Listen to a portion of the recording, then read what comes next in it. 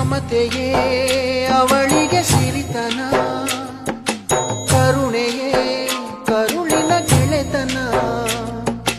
ದೇವರಿಗೂ ಅವಳೆ ತಾನೆ ದೇವರು, ಅವಳ ಸರಿ ಸಮ ಯಾರು ಕಾಣರು.